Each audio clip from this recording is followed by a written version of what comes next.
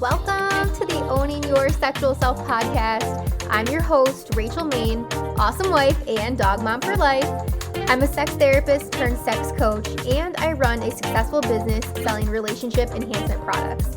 I absolutely love talking about all things sex. So you can expect this podcast to explore all things related to women's sexual health because that's what I'm here for. I'm here to help you discover and embrace what brings you pleasure so that you can own your sexual self. If that sounds good to you, then keep listening and let's fucking do this.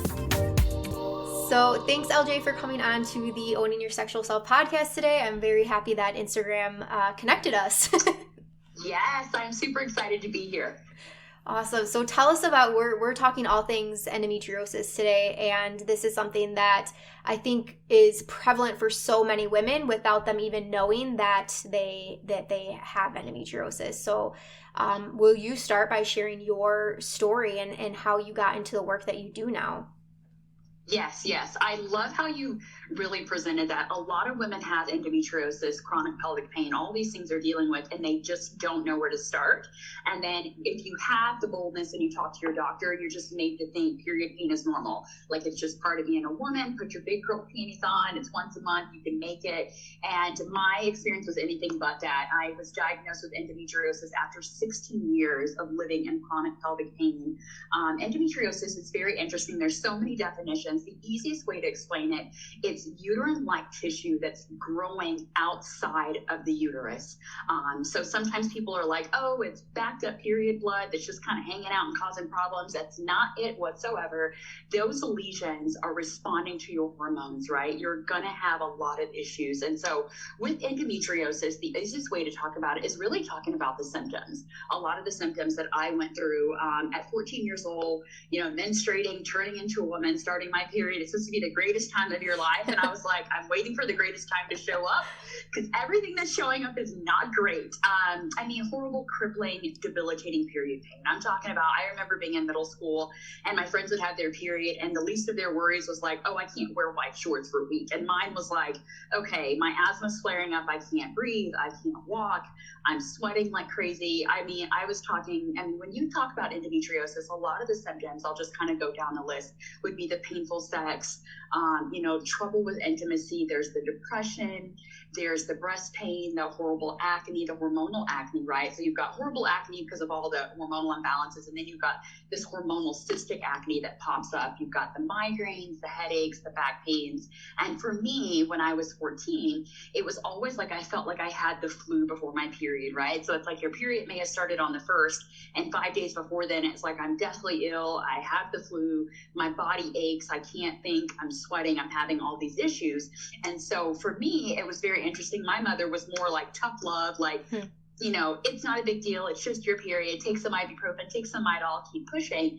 And I literally couldn't. It was literally debilitating for me. I remember in college, one of my professors, I'll never forget, most embarrassing thing, thinking back now, I'm like, oh, it wasn't that big of a deal. But when you're in college, you're just trying to find your groove and your professor's like, okay, here, you make great grades. You're really awesome. I notice when you're here, but then there's times that you're like not. And it's like, how do you explain to your male professor that like, hey, when I have my period, like my brain doesn't work. I can't even remember my name. My legs don't work sometimes for me to walk from my dorms over to the class because they're like, you live on campus. What's the problem? And it's like, or I'm hemorrhaging, right? Like I'm running back and forth to the bathroom, the heavy bleeding, the anemia. There's so many different interesting symptoms that come with endometriosis, which I think is why it's so hard to diagnose. Like myself and many others can relate to this. All of our symptoms are different, right? Some people have silent endo and they just have a really bad back pain, right? And they're always having this back pain and it puts them in the bed for 2 or 3 days during their period. And then the rest of the month, they're totally fine. And then there's other people like me where endometriosis was kind of rocking and raining during, PMS week and then my period week when I was menstruating. But then it got to where the lesions had spread, right? So I was getting a lot of pain in my back, sciatic pain. I started having, oddly enough, a lot of dental issues. My gums were always swollen. I was always having these infections. My white blood cell count was low. I always had a bladder infection, like you name it, the wind blowed. If someone was sick on one side of the campus, somehow I would get sick too, right? Like that was endometriosis for me. And so that's what makes it so challenging when it comes to the diagnosis, because so many women have so many different, there's such a range of symptoms. And then, we've kind of learned if we just go to our doctor and say we have period pain, then it's just kind of like, oh yeah, that's part of being a woman. Like, or you know what, have a baby, it'll clear it all up. And I was that person that had not one baby, but 2 babies and was actually in worse pain, right? So the whole go out and have a baby and it'll cure your symptoms. I'm like, okay, tried that once, tried that twice. Why am I not better, right? So endometriosis is very, very crippling. I mean, 1 out of 10 women are diagnosed with endometriosis. And the thing is we have to think about all those women that are not yet diagnosed. I mean, that's a lot of people who honestly just dealing with debilitating chronic pelvic pain day in and day out. Yeah. Wow, that was, like you said, you had the opposite experience of many people, or even at such a young age. So at 14, you were experiencing these things. And at what age, did you say what age it was that you were diagnosed with endometriosis? So I was finally diagnosed in my early 30s, right? So 14, I was in high school dealing with it. I graduated high school early at the age of 15, went straight to college. So 15, 16, I was still in college dealing with the pain. And it took me getting married, having 2 children, still having all of these chronic health issues outside of endometriosis. It's very interesting. I got that diagnosis, my early 30s. I'm 41 now. But let me tell you, I picked up probably a diagnosis every few months in between then. It was IBS this, it was, there's something wrong with your blood, there's something wrong with this, there's anemia, there's hypothyroid, all these other issues. So it was a long journey. And some of those diagnoses I still very much have, like hypothyroid.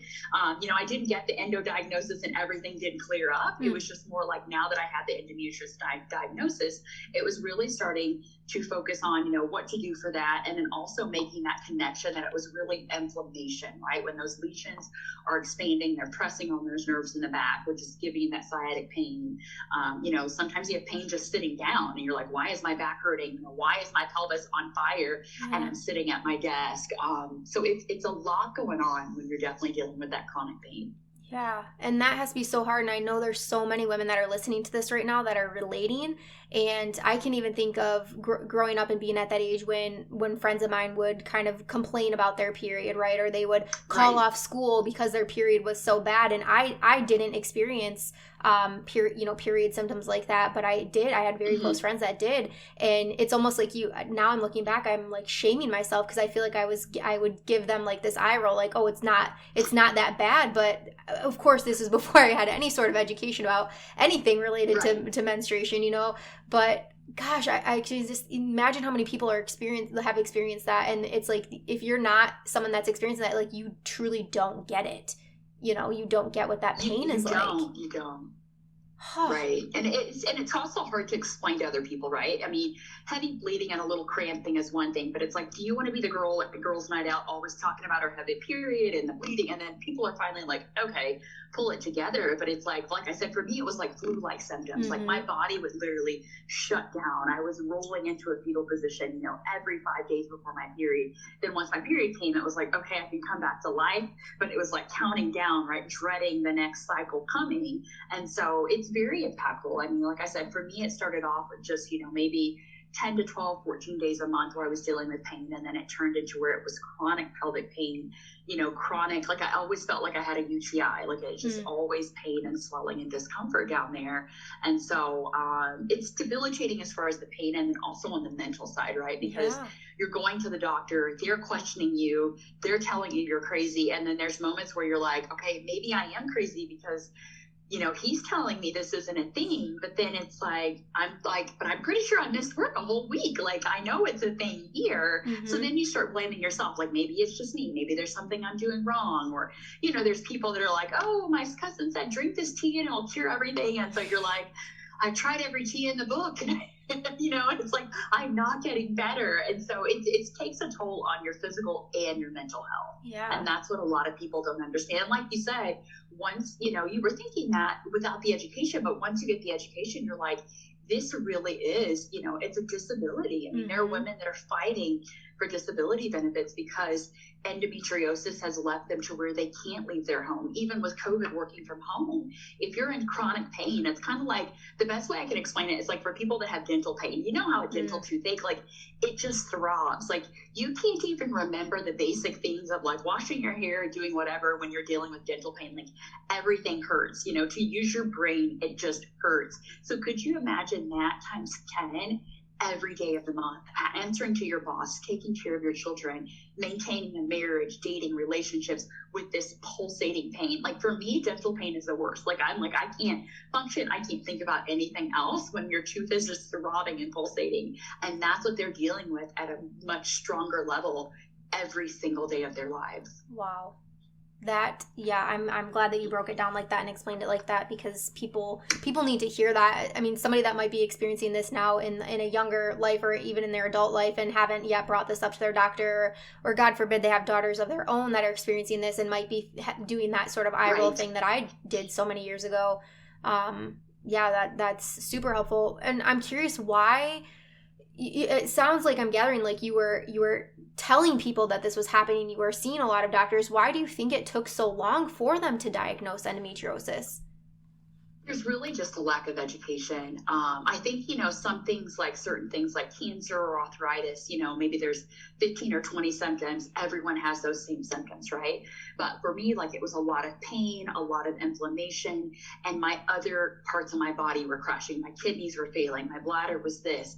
My back was this. My asthma was that, eczema. So all these other things were red flags. So it was really interesting when you go to your doctor and you say have bad period pain, and maybe you're talking to your OB, right? They're just like, focus on the vajayjay, bad pelvic pain, right? Versus when you go to a functional medicine doctor, they're like, hold it, you said you have bad period pain, heavy bleeding. You also said you have these headaches every, few months. You said something's wrong with your teeth. You said you're having joint pain. And then when you find someone that's able to put it all together, typically what it is just a miseducation, right? There's just so many symptoms that vary. It's really hard for doctors, and kind of like medical school. I mean, God bless them. I know that we need this education. And, the system is set up the way it is because it's successful, but there's not like a 6 to 9 month, even in women's health. I mean, your gynecologists, they're doing everything from UTIs and STDs to, delivering babies. There's a wide gamut of services, right? And so being able to really hone in on endometriosis is just not as widely known. There's just a lack of education, just that golden standard. Like even when people are like, what type of surgery is the golden standard? Everyone has a different answer. And so it's really just educating not only us as patients, that are going through this, but also educating our physicians and then being able to get the resources. And it's very interesting when you think of cancer, there's so many different fundraisers and events and walks and runs and all of this. And it's like, endometriosis, not to downplay cancer, can be just as debilitating, yet there isn't as much information. There's not as much knowledge. Yeah. Wow. I'm learning so much. Thank you again for coming on today. So, all right, somebody has just been diagnosed with endometriosis. Now what? Like, where do they go from there? How do they manage this? It's a lot. Pretty much when you're diagnosed with endometriosis, it's not like you get the diagnosis and the big pamphlet telling you all about it and your options. It's typically like, hey, you have endometriosis. You kept saying you're having these heavy bleeding, these periods, this period pain. Here's the deal. We're going to put you on these pills, take them for 6 months, come back. Very seldom do you get the endometriosis diagnosis and then a doctor that's like, hey, LJ, here's the deal. We checked your hormones, your estrogen's here, your progesterone's there. This is what's going on. Let's get to the root of the problem. It's typically not like that. There is no cure for endometriosis, which I think is why the care is so vast, right? You either get a doctor that's all on board and it's like, hey, I know about this. I've experienced it. I have patients. I've done the research. This is what I've learned. This is what works. Or you have your everyday OB that's kind of like, yeah, you have endo. Not a whole lot we can do. Too bad it's not PCOS, because I could do this, that, and the other. We could cure it and correct it, because PCOS can be corrected. Even if you look on Instagram and other, venues and other forums, there's a lot more coaches for PCOS versus endometriosis. And it's more challenging. And I love the challenge. Obviously, I don't love that everyone's in pain, and I don't love the diagnosis. Even with myself, I don't love the situation, but I love looking at the challenge and really taking that full holistic approach. And so, there's a lot out there. There's just a lot that the physicians don't know. I mean, when you're taking a fully holistic approach to any type of health and wellness, or especially a womb wellness issue, you've got to look at your nutrition, you've got to look at your fitness, your everyday, hygiene products, self-care, things that you're doing, your stress level. All of that comes into play. I mean, and how many times have you went to the doctor and they gave you a diagnosis and then sat down and was like, all right, let's look at what you're eating. Are you getting enough water? Are you sleeping? Like, I've never been to an appointment where they said all that. So, yeah. That's typically not how it's done unless you're going to like a hormone coach or a functional medicine doctor or a naturopath. Conventional medicine, it's more like, here's the problem, here's the Band-Aid, gotta go. Your 10 minutes is over, I've got to go see the next patient. Yeah. And so you really have to find someone that will listen. And for most of us, that's what takes so long, finding a doctor that will actually listen and believe us, right? And then we start questioning ourselves. It's very demoralizing. We start thinking we're crazy. They're trying to give us, antidepressants, which is like, yeah, those may be helpful, but it's like, I'm not depressed. I'm not delusional. I have this horrible, pelvic pain that I can't describe to you. I can't articulate. I can't put it into words. Yet when my period comes, I can't go to work. I can't function. I'm not able, like for me, it would be such horrible pain. There were times I couldn't walk, which was hard for me to kind of wrap my head around as a fitness professional, traveling and teaching classes. And then one second I'm up and I'm running on the treadmill and I'm teaching classes and, teaching a convention to 5,000 people. And then 2 days later, I can barely lift my arm to lift my water bottle. Nevertheless, try to remember, a presentation. Like your body is really just in a crisis and so much inflammation, just a lot of chronic inflammation as well. Yeah. Can you speak more to the silent endometriosis, so the silent symptoms that people might experience? Right. So with silent endometriosis, there are people that literally have no chronic pelvic pain. Like I have a client where she doesn't have any pelvic pain, yet she has all of these other symptoms, right? She's anemic, she's heavy, severe bleeding, she's having other autoimmune issues, and then her inflammatory markers are just extreme. If someone else twists their ankle, it swells up, they can put some ice on it. I mean, if she twists her ankle, it's like the size of her quad. Like her body's inflammatory response is so extreme. With the silent endometriosis, and another thing with silent endometriosis, a lot of women, most people know about endo, right? Because there's some type of pain, there's some type of discomfort. We're running to the doctor and we're like, give us answers, please. What is going on? Silent endometriosis, unfortunately, rears its head when there's some fertility issues. And then sometimes, people are stage 3, stage 4, had no idea whatsoever. Yet they're trying to get pregnant. They're like, I'm doing all the right things. I'm doing the ovulation strips. I'm doing everything. And we're just not getting pregnant. And then going in and then having those, exploratory surgeries, having those laparoscopic, procedures, that's when they're seeing that there's endometriosis. And by then, it's fused your organs. And that's another thing people don't understand. Silent endo could be chronic constipation and, maybe some type of anal or rectal pain or something, where you're like, every time I sit down, there's just a lot of tension, a lot of pain, a lot of swelling right there. That can also be silent endometriosis. So it doesn't have to necessarily be the heavy bleeding and the heavy cramping and the debilitating pain. It can be very silent as far as the pain, but other systems in your body, maybe, I know with me, I always felt like I had a chronic bladder infection. Like it was just always like that pins and needles pain by my bladder, and I just couldn't quite put my finger on it. That is also where silent endo can rear its head. With silent endo also, there's like thoracic endo. So you're having trouble breathing, right? It's almost like a mass in your lungs, right? So you're talking about being in perfect health. Now for me, I have asthma, so I know what it's like to not breathe. I know what it's like to be 67, 70% oxygen. I know what it's like. I know when I taste metal in my mouth, my lungs are bleeding. Like I have had asthma long enough. I know when I'm feeling those triggers. But you're talking about someone that's never been on an inhaler, never took a nebulizer, never been short of breath outside of just overexerting themselves. And then all of a sudden, certain times of the month, your lungs are filling up almost with fluid. You're feeling that pressure. You're having all of those issues. I mean, those are totally different types of situations, very silent as far as the pelvic pain, the period pain in the womb wellness area, but it's attacking the lungs, it's attacking the back, that swelling on those nerves are causing that sciatic pain all the way down to your feet. Most people are like, oh yeah, I just have really bad back pain and my feet are numb around my period, and they just kind of, my doctor just said it's what it is. It's probably my water retention and bloating. And it's like, it could be a lot more than that, which is why we really have to educate ourselves and rely on the community. Not that the community can diagnose you and cure everything, but being able to listen to other people's stories and be like, okay, yes, like I've heard this before. Someone else said they have these crazy flu symptoms before their period, then start journaling and start kind of looking a little deeper to see if there's something else going on. Yeah. And I'll just plug your Instagram account is a great resource for people to follow, because I myself, like I said, I don't know how we got connected, but we're connected. And Yes. I've even learned so much from seeing your posts, and you're comedic, you're fun, your energy is so great. I mean, LG's Instagram is definitely something that y'all should follow, because you'll learn something. I mean, even if you follow her for less than 24 hours, you're going to learn something. And I think that outside of the medical community, it is good to have those different pages and social media platforms that you can get on, because you're feeding your time to them anyway, sitting there. Make sure that the Right. stuff that you're consuming is going to benefit you in some way, Might as well learn something, right? Yeah, Gosh. absolutely.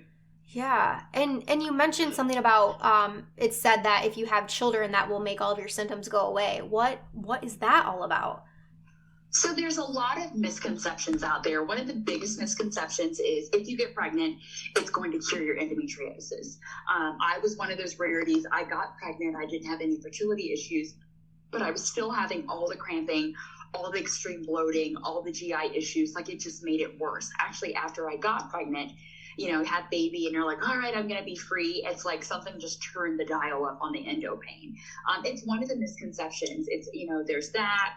There's the whole, if you have a hysterectomy, all of your endometriosis pain is going to go away. Well, that's just that. Endometriosis is not inside of the uterus. So yanking out the uterus isn't going to change the endometriosis. It could still have migrated, like it was touching my bowel, my bladder. It had moved and was starting to fuse and do all these other fun things. So just taking out, having a hysterectomy, which that is probably the most upsetting, infuriating one, because so many women are like, okay, I've dealt with this period pain for 15, 20, 30 years. My doctor finally said it was endo, and they're like, let's have a hysterectomy. You're like, sign me up. I'm ready. Yeah. Let's go. But what women are realizing, and I've got several clients, they've had hysterectomies. They're 2, 3, 4, 5 years out. They're in just as much pain as when they had their uterus, right? So that in itself is like, okay, my doctor said, once I have a hysterectomy, I'll be pain-free. Or other people are like, well, once you're in menopause. Well, I, once again, raised my hand on that when I tried that. I was in medically induced menopause. My pain was worse. So basically they took my body from 30, kicked it to 65 in 2 weeks, shut off all my hormones. And that was supposed to be the end all be all. That didn't work. I was still in debilitating pain.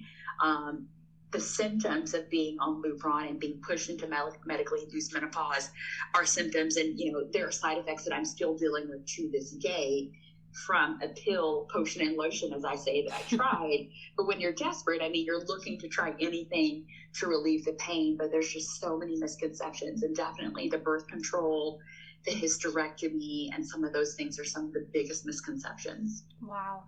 Yeah, that is mind-blowing to me. And then you go through this hysterectomy to hopefully relieve pain, and now that takes away obviously childbearing options for you that you may, oh my gosh, I can just, my heart right now. I'm in pain all the time. I know it's a heavy cross to bear. And it's interesting too, going into the hysterectomy, like you said, knowing that either you have children in 3 years, maybe you're with a spouse or a partner and you guys are really wanting to have kids, but it's not the time.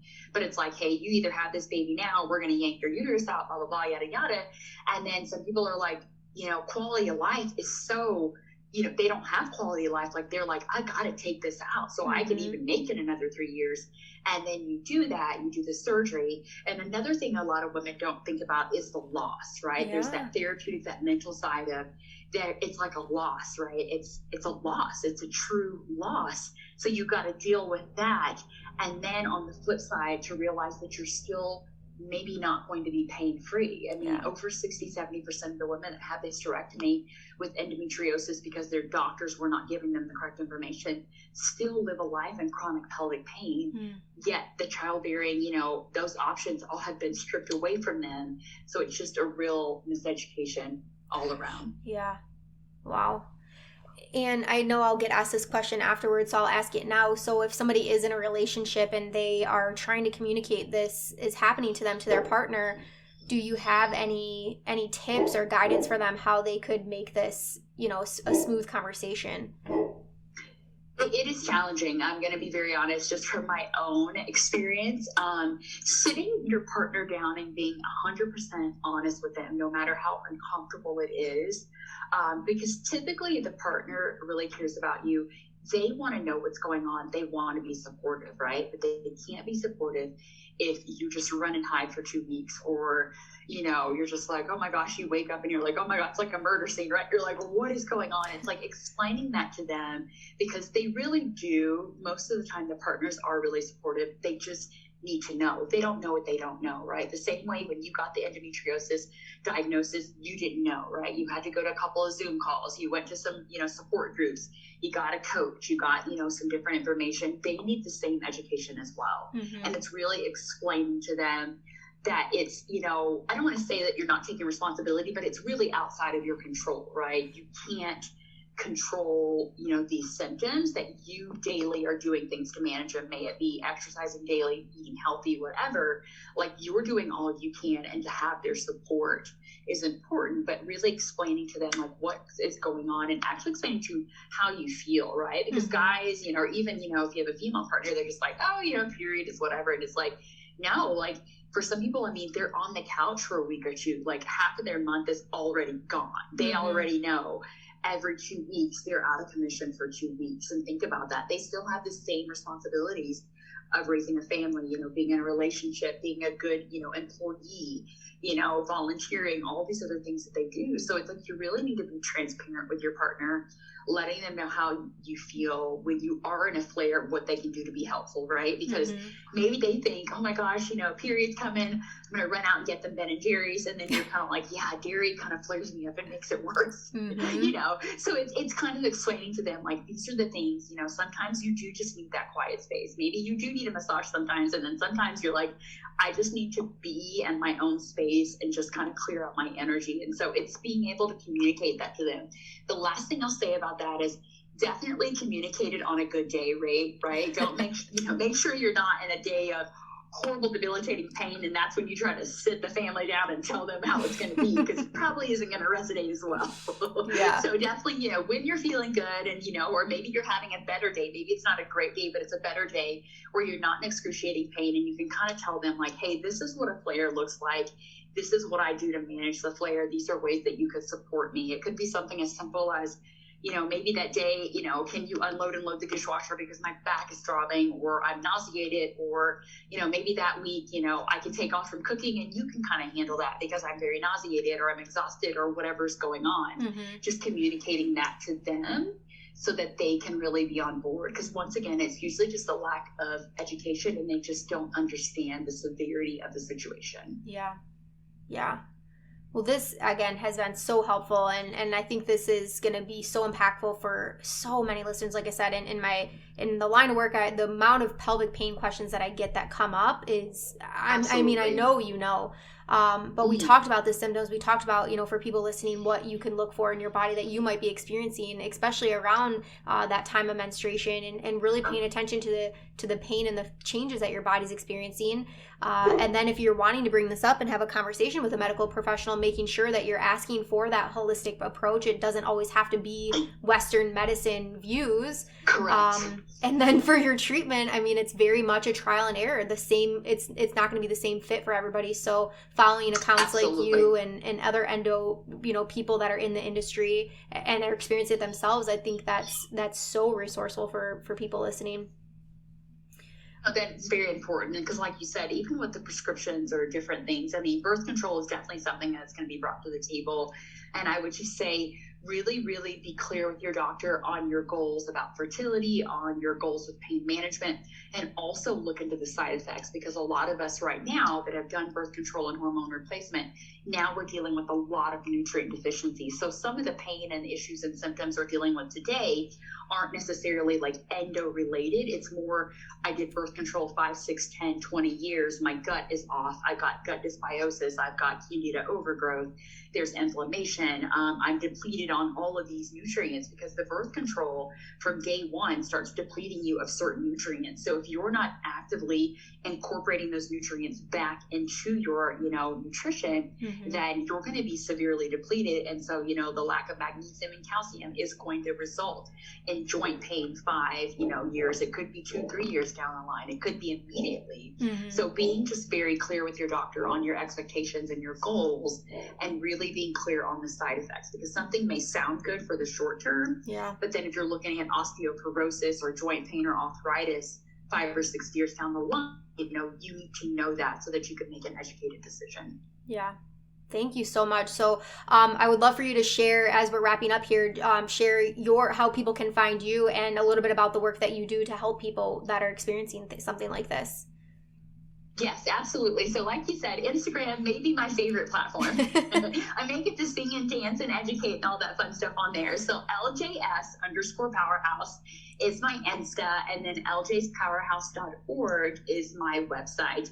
As far as the work I do, the most impactful is really the one-on-one coaching. The one-on-one coaching allows me to really specifically look into what's going on with your body. We're looking at blood work. We're looking at past surgeries. We're really working on, a lot of the things, your connection between food, replenishing the nutrients. A lot of people want to come off birth control, or maybe they're on birth control. What nutrients do we need to be bringing in? What supplements? Because there's always like a whole holistic approach, right? Maybe you're like, hey, I go to OTF all the time. I'm already working out 24/7, but it's tailoring the workout so that you're actually balancing and healing your hormones. So the one-on-one coaching is one of the most impactful ways, because you've got my one-on-one undivided attention. We're going through and doing, not just cookie cutter, like, oh, hey, here's an endo diet, I'm just going to email it to everyone, right? Like, no. For someone else, grains may be great, and someone else, it's like, no, that doesn't work for me. So it's very tailored. The next option would be the Endo Warrior Academy, which is small group coaching. So that's when you have maybe 5 to 10 people. We all come together on a weekly basis. We talk through our lesson. There's some lessons that you go through. We talk through our challenges and really, do a community support, right? But like I said, the most impactful would be the one-on-one. Then there's the Endo Warrior Academy. And then some people are like, hey, I don't want your undivided attention. I don't need all that. And neither do I want to do group. I just want to down and dirty 90 minutes. And so we do the hormone rebalance. We come together. So if you look on my website and under work with me, there's different options, about 3 to 4 options, so that you can come in. And then I also have an app, just if you want just little tidbits and things that you can do along the way for small wins. It's $8 a month, right? Very affordable. It's like maybe I'd say 2 Starbucks coffees, and you can't even get 2 good Starbucks for $8. Like, you're maybe going to get like 1.5 for $8. Yeah. But for $8 a month, you get tips and tricks and monthly engagement. We do fun things over the app, and just really to hold you accountable so that you're getting those daily wins versus those people that want to bite off a big program. Sometimes they're just like, I'm busy, here's my $8, and we take it from there. So you've got lots of options, lots of fun things to just really keep you engaged. And I'm all about the small wins, because sometimes it's like the big picture is just like, oh my gosh. And it's like, sometimes you just need a weekly win, right? Like, hey, today I woke up and I had really great energy and my back wasn't throbbing because I did my pelvic release exercises last night, right? Like, it doesn't always have to be a dramatic change. It can be those small wins that keeps us encouraged. Yeah. I love that. And I'll make sure to link both your Instagram handle and your website right in the show notes so that it's nice and easy for people to find. But yeah, again, thank you so much for this. This was very, very incredible, very resourceful. And I appreciate your time and coming on today. Thank you. Thanks for having me. I appreciate it. Thank you so much for listening to today's episode. If you loved it, be sure to subscribe so you never miss a thing. And if you loved it so fucking much, be sure to leave a 5-star review. I'll see you next week. And until then, keep owning your sexual self.